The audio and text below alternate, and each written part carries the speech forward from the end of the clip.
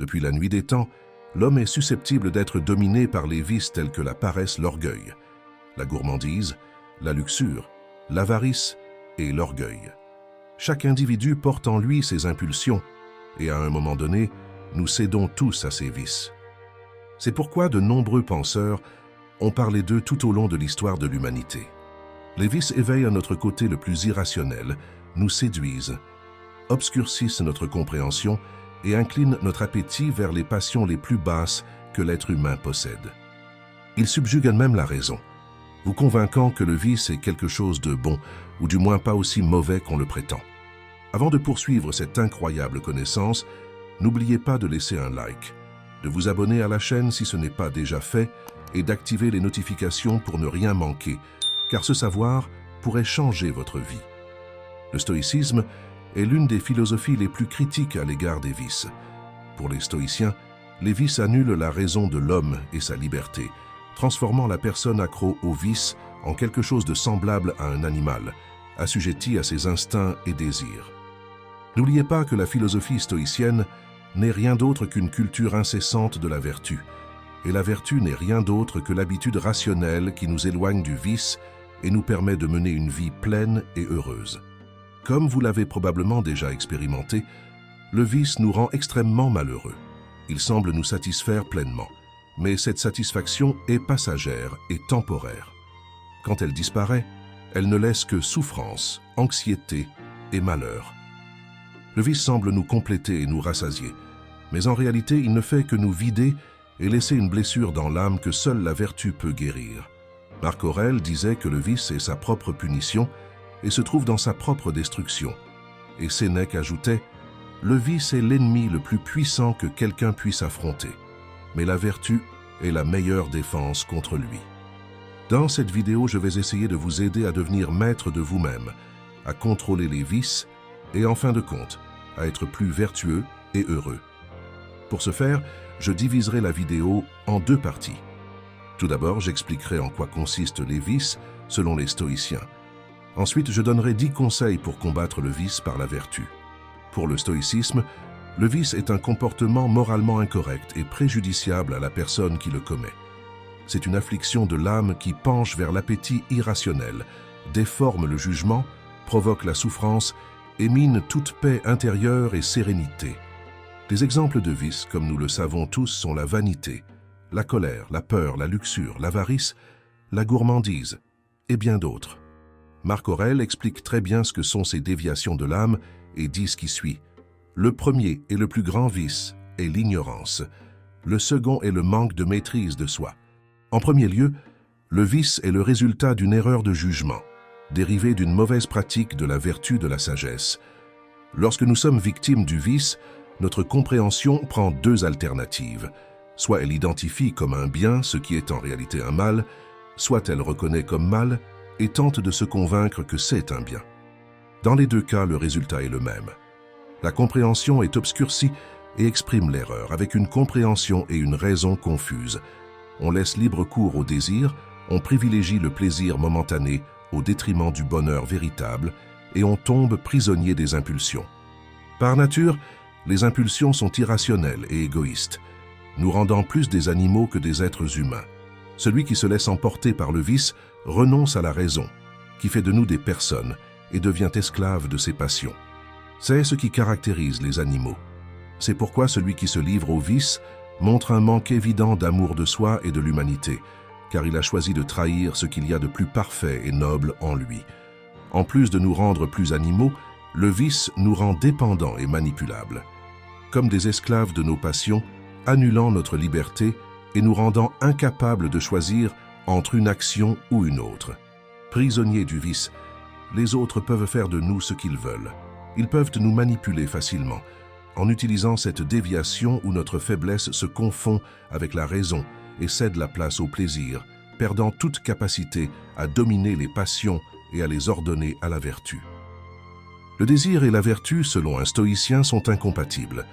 C'est pourquoi les vices qui privilégient les désirs et éloignent la vertu nous éloignent autant de la sérénité que du bonheur, qui sont les fins auxquelles tout être humain doit s'orienter.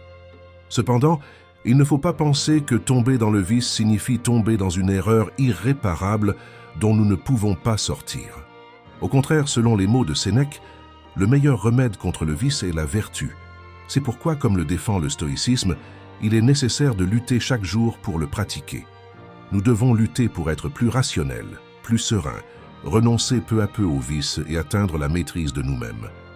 C'est une tâche difficile, mais elle correspond à une fin aussi grandiose que le bonheur véritable. Si le bonheur complet était facile à obtenir, il ne serait pas aussi merveilleux ni aussi précieux. Si vous pensez comme les stoïciens, il est très probable que vous soyez d'accord avec toutes ces idées. Cependant, vous vous demanderez sûrement, bien que je sois d'accord avec cela, que puis-je concrètement faire pour vaincre les vices dans ma vie quotidienne? Par où dois-je commencer? C'est ce à quoi je consacre la deuxième partie de cette vidéo, où je vous donnerai quelques conseils pour combattre la tyrannie des vices et cultiver la vertu. Connaissez-vous vous-même? Pour lutter contre quelque chose, il faut d'abord savoir contre quoi on doit lutter. Asseyez-vous et réfléchissez attentivement. Quelles sont vos faiblesses et vos vices? Au fond, nous sommes tous conscients de ce qu'ils sont. Notre cœur altéré par eux nous indique la cause de notre turbulence et de notre malheur, l'avarice, la luxure, la gourmandise et l'égoïsme. Il est essentiel de reconnaître de tels sentiments et d'avoir bien clair ce que nous voulons combattre. 2. Visualisez que c'est un chemin long et difficile. Mettre fin aux vices est une tâche très compliquée, car ils sont profondément enracinés dans notre cœur. Gardez à l'esprit que pendant le parcours, il est très probable que vous y retombiez. Et ce n'est pas un problème. C'est tout à fait naturel. L'important est que vous n'abandonniez pas et que vous reveniez toujours vous battre pour les abandonner. Si vous continuez à essayer, vous finirez certainement par les surmonter complètement. 3. Déterminez votre motivation. Pensez aux précieuses raisons qui vous ont poussé à vouloir abandonner le vice. Le principal est d'être plus heureux, mais pour chaque personne, il y aura d'autres motifs particuliers, tels que l'indépendance financière, prendre soin de sa santé, améliorer ses relations, etc. Gardez cela toujours à l'esprit, surtout dans les moments les plus difficiles. Et n'oubliez pas qu'ils sont infiniment plus précieux et méritent beaucoup plus d'attention que les vices dans lesquels vous êtes tombé. 4. Fixez des objectifs réalistes. Définissez un objectif qui soit stimulant mais réalisable. Pas trop facile, mais pas impossible non plus. Il est important que vous réalisiez que surmonter le vice exigera des efforts, mais il est essentiel de croire que vous en êtes capable. 5. Commencez progressivement. Si vous êtes fortement impliqué dans le vice en question, commencez progressivement. Il n'est pas nécessaire de l'abandonner d'un coup. Vous pouvez fixer des objectifs progressifs chaque jour, chaque semaine ou chaque mois, comme les fourmis grain par grain jusqu'à faire une montagne. Comme le dit Marc Aurèle, la vertu n'est pas quelque chose que l'on acquiert du jour au lendemain. C'est le résultat d'un travail constant de contrôle des vices. 6. Évitez les situations à risque. Si vous connaissez vos vices et vos faiblesses et que vous savez clairement que vous voulez les surmonter, évitez à tout prix les situations qui pourraient vous faire retomber dans ces vices. Cela peut impliquer que vous deviez modifier certains de vos habitudes de vie et changer votre environnement pour éviter les tentations. Soyez donc courageux et rappelez-vous toujours que tout sacrifice en vaut la peine. 7. Éloignez-vous de ceux qui vous incitent au vice. Celui qui vous pousse au vice ne cherche pas votre bien. Lorsque vous appréciez vraiment quelqu'un, vous voulez tout le bien pour la personne que vous aimez. Le vice est un mal et conduit au malheur, donc celui qui l'encourage en vous ne se préoccupe pas de vous conduire vers la plus grande vertu et le bonheur véritable.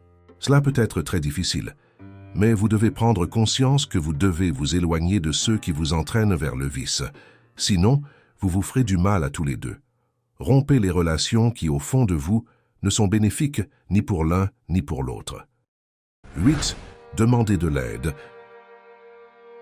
Personne ne peut résoudre tous les problèmes seul. Faire appel à d'autres personnes peut non seulement être très utile, mais aussi vous apporter un soutien.